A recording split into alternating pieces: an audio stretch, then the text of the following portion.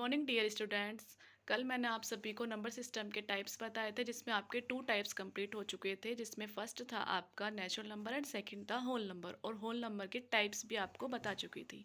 तो आज आपका थर्ड वन डिस्कस करते हैं। थर्ड वन है आपका इंटीजर। अब इंटीजर क्या होता है? इंटीजर में आपकी जितनी भी पॉजिटिव वैल्यूज़, नेगेटिव वैल्यूज़ और जीरो भी इंक्लूड होता है, वो आपके सभी इंटीजर होते हैं। तो जैसे आपका +1, +2, -1, नेगेटिव +1 एंड ज़ीरो, मतलब आप कितनी भी पॉजिटिव वैल्यू और नेगेटिव वैल्यू जो भी आपके सब इंटीजर में आती हैं।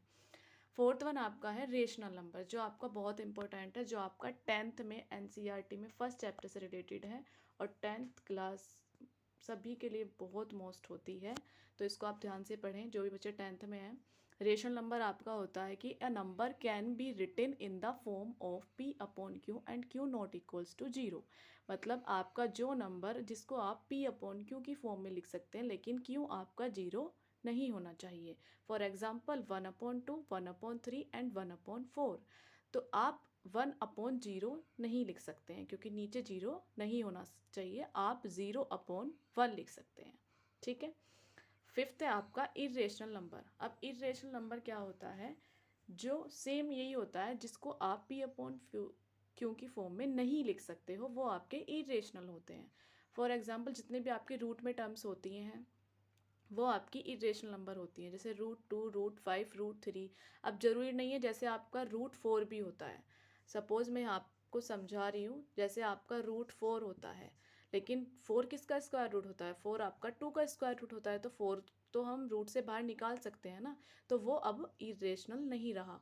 मैंने आपको बोला था रूट में जितनी भी नंबर होती हैं इरेशनल होती हैं, बट जो रूट से बाहर आ जाती हैं वो इरेशनल नहीं रहती हैं, वो फिर क्या बन जाती हैं? आपकी रेशनल नंबर। इस कॉन्सेप्ट को ध्यान से समझ लेना। रूट में है सभी नंबर, हम इनको रूट से बाहर नहीं कर सकते, लेकिन √4 हुआ, √16 हुआ, जिसके आपको स्क्वायर रूट पता है। √16 किसका होता है? 4। तो ये दोनों तो रूट से बाहर आ गई हैं, तो ये अब इरेशनल ना होके क्या हो गई? रेशनल। आई होप ये आपको क्लियर होगा। और एक रियल नंबर होता है। रियल नंबर अगर आपको रेशनल और इरेशनल पता है, क्योंकि रियल नंबर के 2 टाइप्स होते हैं, एक रेशनल और एक इरेशनल। ठीक है।